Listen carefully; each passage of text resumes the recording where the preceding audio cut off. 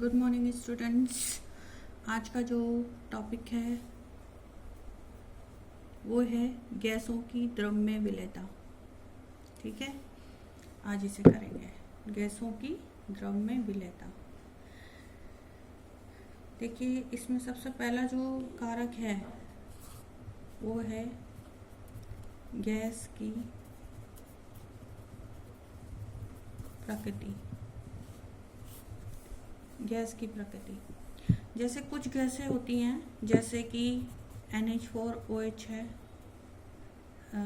जैसे NH3 gas है और HCl गैस है और SO2 गैस है। ये सब जल में जब हम घोलते हैं, इन गैसों को जब हम जल में घोलते हैं तो ये क्रमशः NH4OH बना देती हैं क्रिया करके। जैसे इसकी अभिक्रिया हो जाएगी NH3 + H2 बराबर NH4OH। इसी तरह जैसे SO2 गैस है तो SO2 लगभग H2O से, मैं इन अभिक्रियाओं को बैलेंस नहीं कर रही हूँ, बस ये बता रही हूँ कि SO2 वाटर से जल से क्रिया करके बना देती है H2SO4। क्रिया कर जाती हैं गैसें जल में जब भी घोलते हैं तो उनके साथ क्रिया कर जाती हैं। जैसे HCl है, अब HCl है तो ये जल में घोलते हैं जब हम इसे, तो ये HCl लिक्विड में चेंज हो जाती है जल से क्रिया करके। इसी तरह जैसे CO2 गैस है, CO2 गैस है तो CO2 भी जल से क्रिया करके और कार्बनिक अम्ल बना देती है H2CO3, कार्बनिक अम्ल बोलते हैं इसे।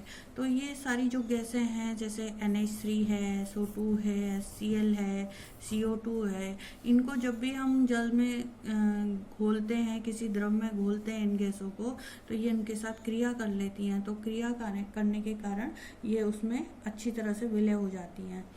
ठीक है, तो लेकिन जो गैसें विलायक के साथ क्रिया नहीं करती हैं, जो गैसें विलायक के साथ क्रिया नहीं करती हैं वो कैसी रहती हैं, उनकी जो विलयता होती है वो विलय नहीं होती, यानी अविलय होती हैं वो गैसें।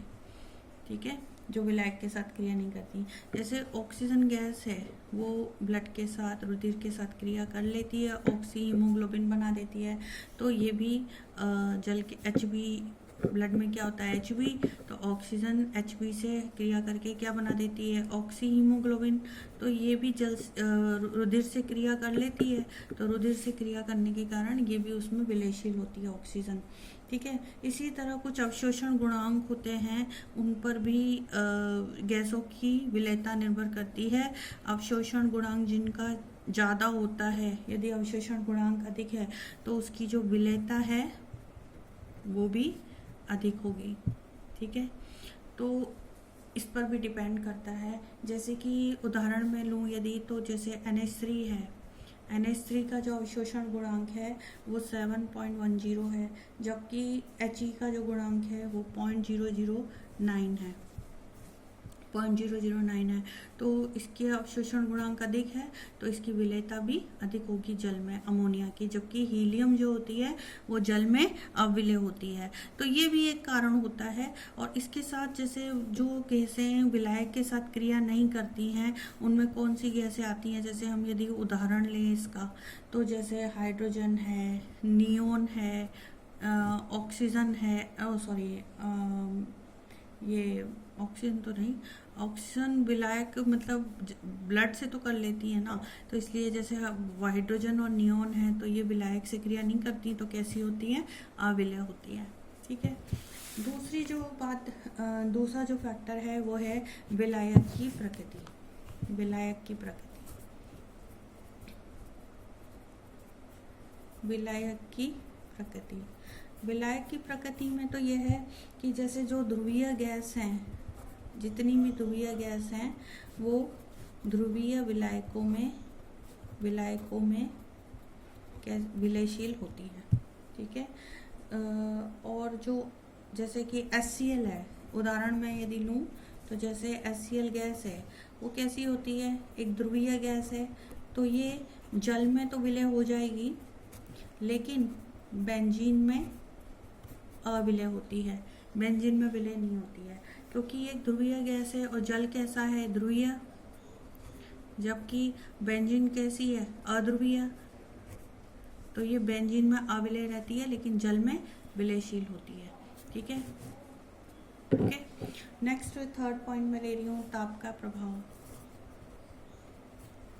ताप का प्रभाव बहुत सिंपल है। ताप का प्रभाव, जैसे जब भी किसी गैस को हम विलायक में घोलते हैं तो ऊष्मा का उत्सर्जन होता है, यानी कि ऊष्माक्षेपीय अभिक्रिया होती है।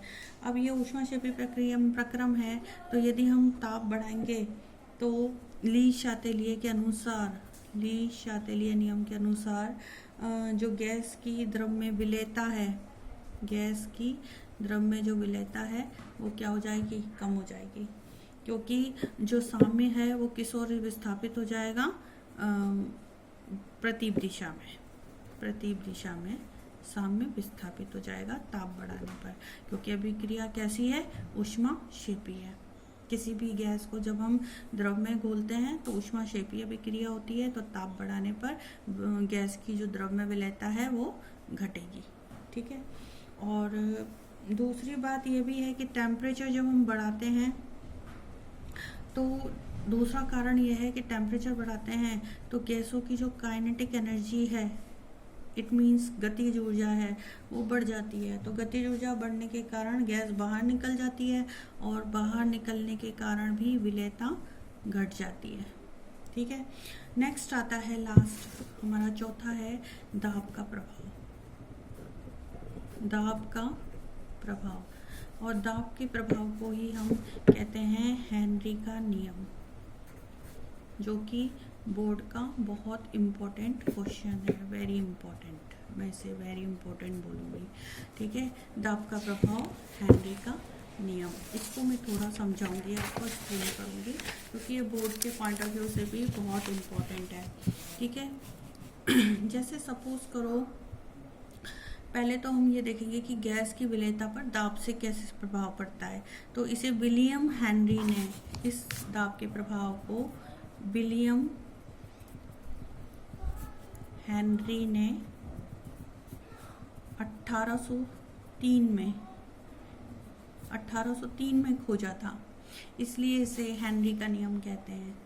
तो इसके अनुसार स्थिर ताप पर किसी विलायक के इकाई आयतन में किसी गैस की घुली मात्रा उस द्रव की सतह पर साम्यावस्था में उस गैस के द्वारा लगाए गए दाब के समानुपाती होती है। अब इसको समझाऊंगी मैं कैसे। देखो, सपोज करो 2 बकेट है, बकेट मतलब पात्र ले लो आप, पात्र है, ठीक है, इस पे हमने पिस्टन लगाया हुआ है।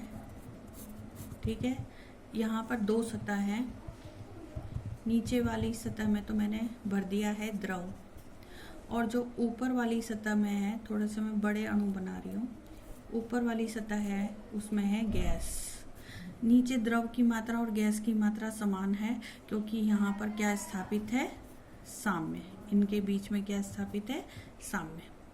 अब साम्य के द्वारा यदि इस दाब को, यदि पहले W1 दाब लगा हुआ था इस पर, अब मैं दाब को बढ़ा देती हूँ W1 W2, दाब को बढ़ा दिया, तो दाब के बढ़ाने से क्या होगा कि पिस्टन नीचे की तरफ आएगा, और नीचे की तरफ आ गया, इसका मतलब पिस्टन यहाँ पर आ गया। सपोज करो पिस्टन यहाँ आ गया, तो जो जल था उसके अंदर जो द्रव, जो गैस है, वो गैस की घुली हुई मात्रा क्या हो जाएगी, बढ़ जाएगी।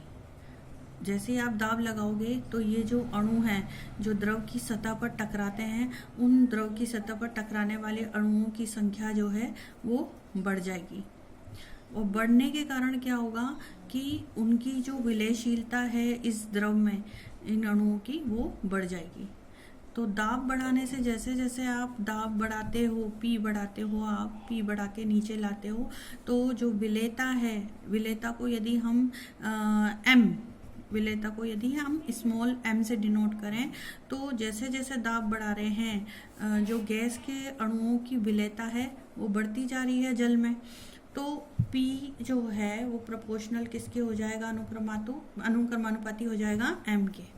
यही हेनरी का नियम है तो हेनरी ये कहता है कि स्थिर ताप पर किसी विलायक के इकाई आयतन में, किसी भी इकाई आयतन में किसी गैस की जो घुली हुई मात्रा है स्मॉल m, गैस की घुली हुई मात्रा स्मॉल m है, वो उस द्रव की सतह पर लगाए गए साम्यावस्था में गैस द्वारा लगाए गए दाब के समानुपाती होती है, P के समानुपाती होती है। जैसे जैसे हम P बढ़ाएंगे, दाब बढ़ाएंगे, वैसे वैसे जल में गैस की घुलनशीलता बढ़ती जाएगी। ठीक है, तो इसे हम यदि इसको KH, या हम इसको लिख सकते हैं M प्रोपोर्शनल टू P, ऐसे भी लिख सकते हैं। और यदि हम अनुप्रमानुपाती साइन को हटाते हैं तो KH इंटू P, ये जो KH है इसको हम कहते हैं हेनरी स्थिरांक, हेनरी स्थिरांक।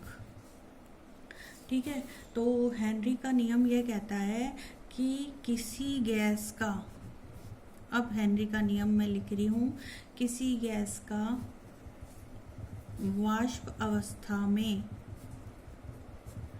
आंशिक दाब P उस विलयन में गैस के मोल अंश x। अब आप कहोगे ये x क्यों ले रही हूँ, यहाँ तो m लेना चाहिए था।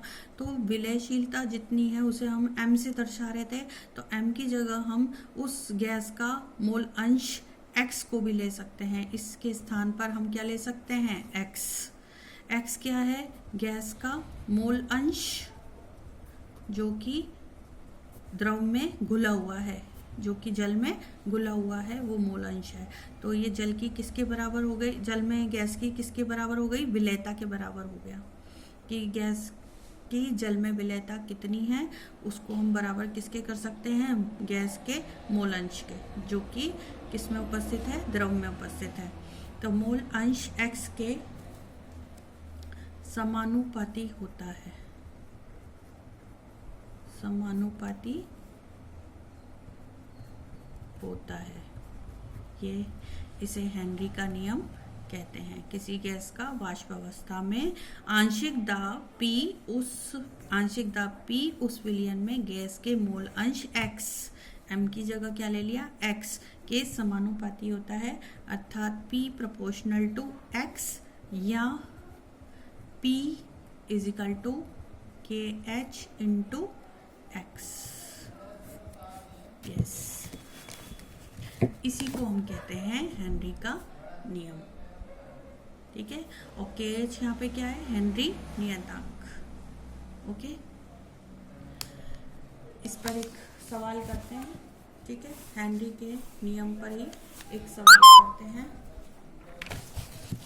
जैसे क्वेश्चन है, सड़े हुए अंडे जैसी गंध वाली विषैली गैस H2S की जल में विलेयता इतनी है, यानी कि x मान लीजिए इसको, तो हेनरी स्थिरांक की गणना कीजिए, क्वेश्चन है।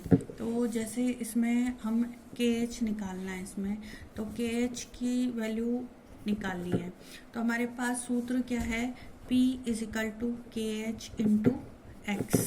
ठीक है, तो KH बराबर क्या हो जाएगा, P अपॉन x, ये सूत्र हो जाएगा।